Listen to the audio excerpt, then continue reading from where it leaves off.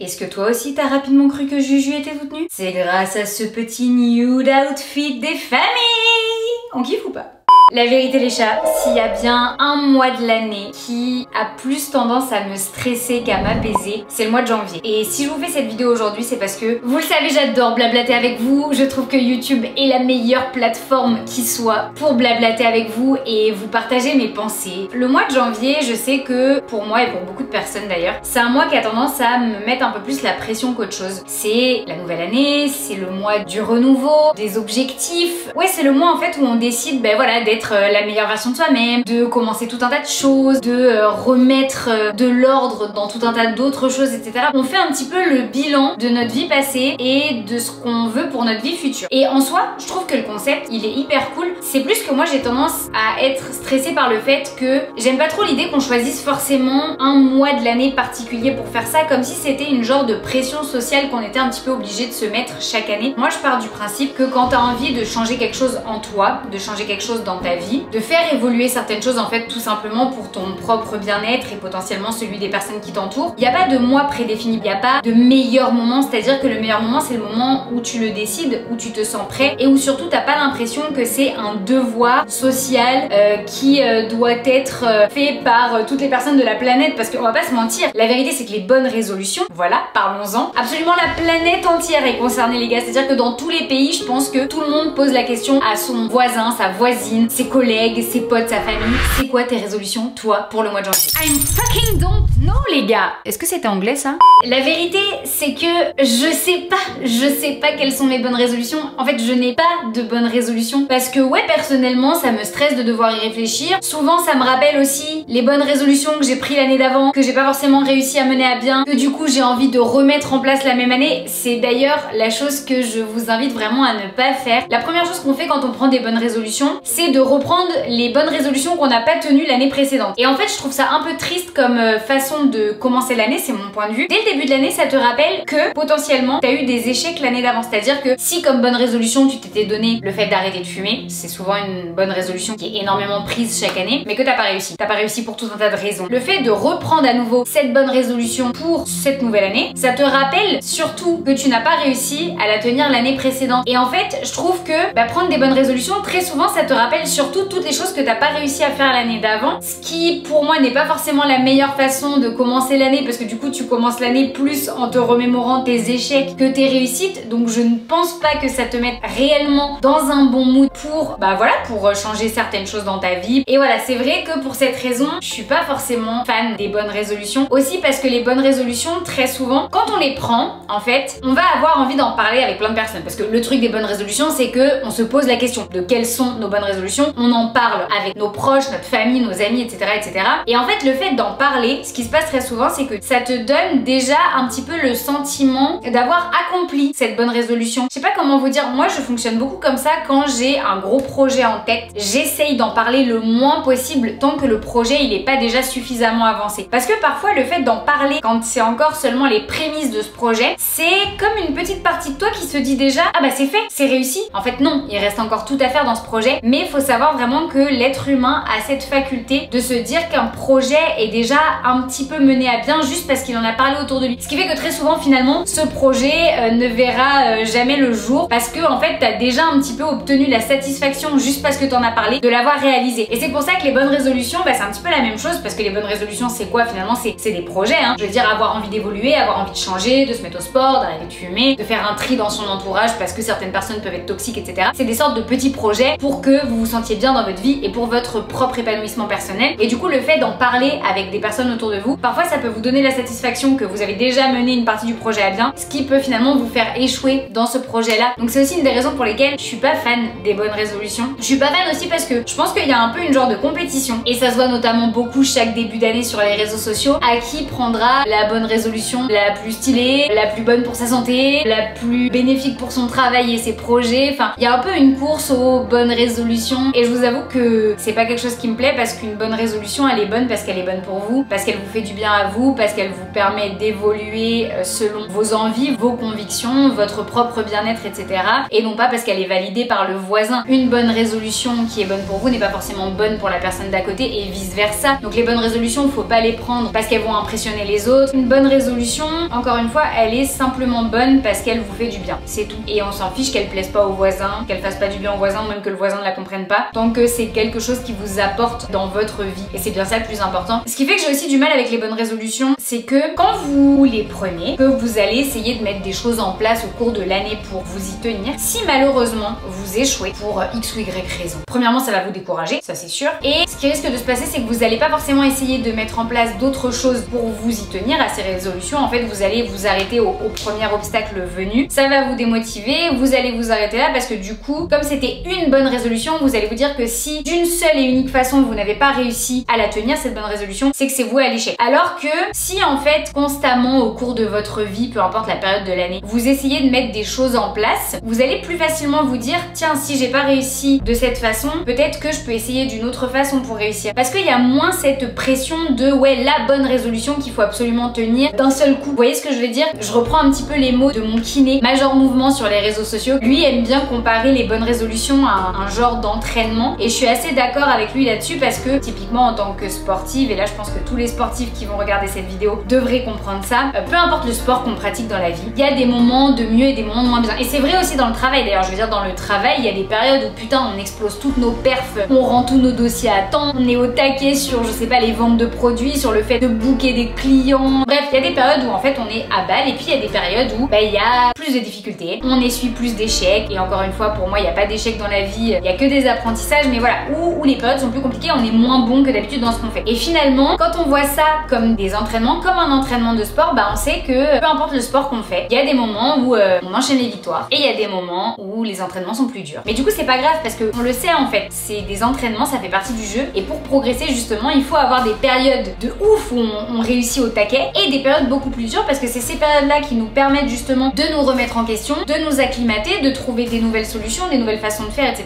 de modifier certaines choses dans nos entraînements pour à nouveau performer. Et du coup c'est ça qui est cool quand tu vois un petit peu toutes les choses que tu veux faire évoluer dans ta vie, quand tu les vois comme des entraînements, tu vas plus facilement accepter de ne pas toujours réussir et tu vas plus facilement te dire c'est pas grave, il y aura une autre façon de réussir ou un autre moment ou un autre moyen, etc., sans forcément te décourager. Tandis que les bonnes résolutions, moi ce que j'ai remarqué c'est que très souvent les gens, s'il y a un truc qui les fait bugger dans leur bonne résolution, ils abandonnent complètement. Et en fait l'exemple tout bête, on le voit avec le boom des salles de sport à chaque mois de janvier où il y a énormément de personnes qui s'inscrivent et très souvent qui s'inscrivent parce qu'il y a eu les repas de fête de Noël et donc qui dit repas de fête de Noël dit que t'as envie de te remettre en forme. Il y en a qui ont pris peut-être quelques kilos avec les excès de bûches et de foie gras et qui du coup veulent perdre du poids, etc. Très souvent il y a beaucoup de clichés en plus de ça dans le sport où on se dit qu'au bout d'un mois on aura perdu tous les kilos qu'on avait pris en trop, qu'on aura le physique qu'on a toujours rêvé avoir, etc. Mais le sport, comme beaucoup de domaines de notre vie, c'est d'ailleurs pour ça que j'adore le sport, c'est que je trouve que ça permet vraiment d'avoir plein de leçons de vie. Je trouve que dans le sport on peut vraiment avoir des leçons de vie qui nous servent sur tout un tas d'autres domaines de notre vie. Et c'est vrai que le sport en fait c'est comme beaucoup de choses, ça demande de la patience, de la régularité. Et ce qui se passe très souvent c'est qu'à la fin du mois de janvier, les gens n'ayant pas obtenu ce qu'ils pensaient obtenir en à peine 2-3 semaines se découragent et ça s'arrête totalement en fait. Il n'y a pas de oh j'ai bien progressé, là je stagne un peu mais c'est pas grave, je sais que je vais reprogresser plus tard. Non, j'ai progressé, là je stagne à balle, j'ai pas obtenu ce que je voulais, du coup j'abandonne. Et voilà, ça c'est ce que j'ai remarqué beaucoup avec les bonnes résolutions. Au moindre obstacle, au moindre échec, et en fait on abandonne tout plutôt que de se dire qu'il y a d'autres façons de réussir, on lâche tout d'un coup. Et c'est pour ça que ouais, les bonnes résolutions,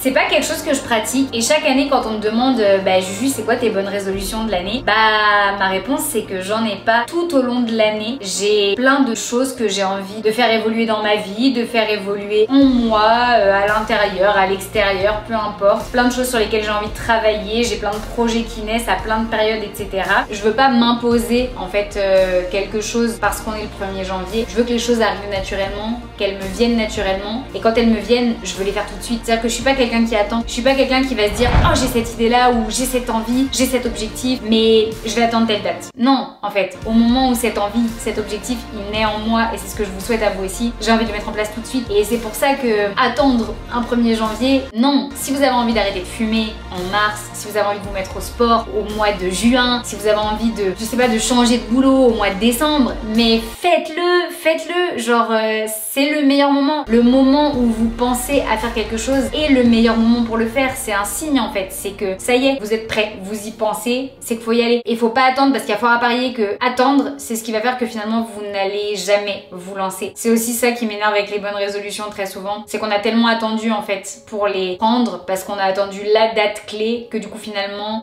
au moment de faire les choses, on n'a plus la motivation ni le courage de les faire et je trouve ça dommage. C'est aussi très stressant de prendre des résolutions, des bonnes résolutions en même temps que tout le reste de la planète parce que ouais, t'as cette espèce de petite course aussi à qui va réussir en premier à tenir sa bonne résolution. Le vrai problème aussi, c'est que très souvent on prend des résolutions hyper bateaux, hyper clichés que tout le monde prend, qui sont pas forcément adaptées à nous. Ça revient à ce que je vous disais tout à l'heure, c'est qu'une bonne résolution elle est bonne parce qu'elle est bonne pour vous et pas parce qu'elle est bonne pour le voisin. Et très souvent en fait on prend tous un peu les mêmes résolutions. C'est les résolutions vraiment clichés de je mange bien, je fais du sport, j'arrête de fumer qui est classique. Alors je dis pas que c'est des mauvaises résolutions, évidemment que si vous avez envie d'arrêter de fumer c'est une très bonne résolution. Ce que je veux juste dire c'est que faut pas les prendre le 1er janvier parce que tout le monde les prend. Envie d'arrêter de fumer, je suis persuadée que c'est pas depuis le 1er janvier que vous avez envie d'arrêter. Pourquoi vous la prenez pas avant, à un moment où en fait il y a pas toute la planète qui est en train d'en parler et c'est juste vous avec vous-même et il y a fort à parier que ce soit beaucoup plus facile à vivre. Je pense qu'il y a vraiment pas de jour, vraiment pas d'heure, de mois pour tenter des nouvelles choses, faire bouger les choses, évoluer et faire les choses qui nous correspondent et qui sont bonnes pour nous et qu'il faut vraiment arrêter avec ce concept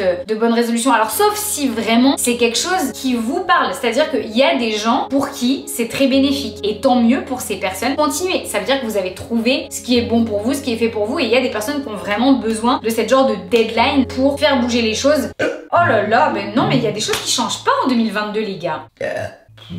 Mais du coup j'ai perdu le fil de ce que je voulais dire. Je sais plus, mais du coup c'est peut-être le petit moment de faire une petite pub. On revient tout de suite. Si toi aussi petit fit cat adoré, tu te demandes d'où vient cet outfit méga stylé, exprès pour chiller, évidemment, ça ne peut être que le requin de la salle de sport. What?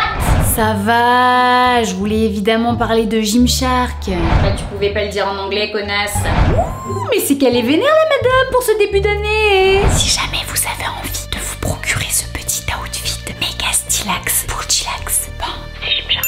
Alors personnellement, une petite chose que je peux vous conseiller les chats, c'est d'essayer un petit peu de vous sortir de toutes ces bonnes résolutions. S'il y en a une, à la limite, que je peux vous conseiller de bonnes résolutions, c'est déjà de vous satisfaire d'être vous-même et de rester vous-même parce que c'est déjà la meilleure chose que vous puissiez faire et en cette période compliquée, c'est déjà bien assez de réussir à garder la tête hors de l'eau et à relativiser un petit peu sur tout ce qui se passe en réussissant à rester en accord avec soi-même. Et sinon, moi, je vous conseillerais plutôt de parler d'objectifs. Parler d'objectifs, souvent, c'est moins lourd que de parler de bonnes résolutions. Je préfère parler d'objectifs que je me fixe plutôt que de bonnes résolutions que je m'impose parce que très souvent, encore une fois, les bonnes résolutions, on se les impose d'un point de vue social, on se les impose des fois pour faire beaucoup plus plaisir aux gens qu'à soi-même, pour faire comme les gens plutôt que pour faire comme on en a vraiment besoin. Donc je me fixe des objectifs, surtout qui sont pas inatteignables, pas des choses qui, je le sais d'avance, ne seront pas réalisables. J'essaye vraiment de me fixer des objectifs qui sont atteignables dans un certain laps de temps, qui vont demander potentiellement de passer par différentes étapes. Mais du coup, ces étapes, c'est comme des sous-objectifs qui vous permettent en fait, au fur et à mesure de l'année, de vous satisfaire de petites victoires. C'est-à-dire que je me fixe un objectif final.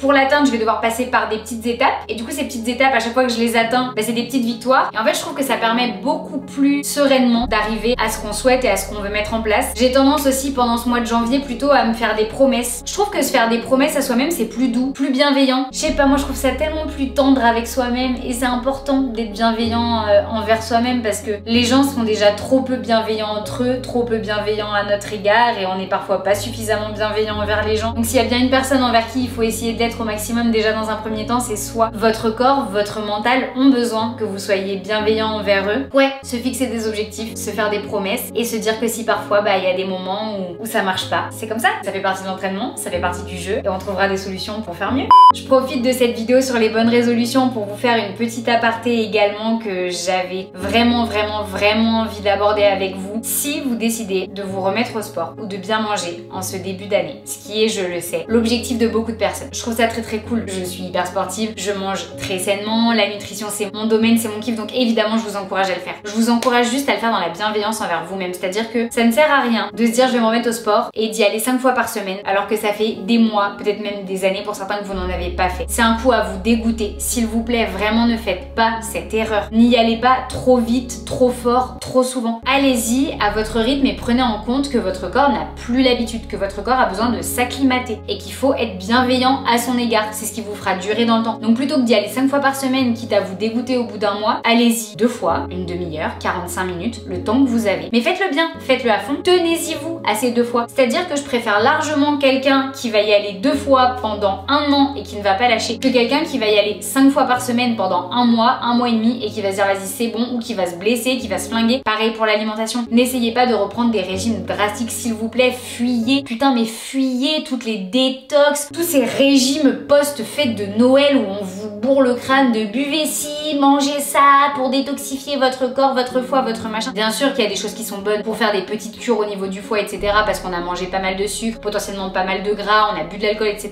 pendant les fêtes. Mais s'il vous plaît, bannissez les soupes de choux, bannissez toutes ces marques qui vous vendent des repas liquides à boire toute la journée pour perdre du poids. Bannissez tout ça, ce n'est ni sain pour votre corps, ni sain pour votre mental. Ok, c'est sain pour personne. Faites pas n'importe quoi avec des régimes à la con, s'il vous plaît. Une alimentation équilibrée, on reprend les habitudes qu'on avait avant les fêtes. On mange de tout, des féculents, des légumes, des protéines végétales, animales en fonction de vous et de vos croyances et de vos envies. On ne mange pas moins, on mange juste mieux. Et quand on a envie de se faire un plaisir, on se le fait. Ça c'était le petit point, la petite aparté sur laquelle je voulais insister parce que je vois venir les régimes détox post-orgie de Noël et ça m'énerve d'avance parce que ça va juste créer des carences chez certains, des troubles du comportement alimentaire chez d'autres, de la frustration chez d'autres. On oublie ça, on est juste bienveillant avec soi-même et promis tout va bien se passer. Je vous propose les petits chats de me dire dans les commentaires de cette vidéo quels sont les objectifs que vous avez envie de vous fixer maintenant ou plus tard ou que vous vous êtes déjà fixé d'ailleurs avant la nouvelle année et n'hésitez pas à me dire un petit peu ce que vous pensez des bonnes résolutions. Est-ce qu'elles sont bénéfiques pour vous ou au contraire est-ce que pas du tout? Eh ben écoutez les petits Fitcat, moi et mes petites chaussettes de Noël, on vous demande d'exploser les pattes de chat en bas de la vidéo si vous avez aimé cette vidéo. Moi je vous dis à la semaine prochaine pour une toute nouvelle vidéo YouTube. Je vous fais des énormes bisous. Et puis maman Fitcat elle vous aime. Bonne année.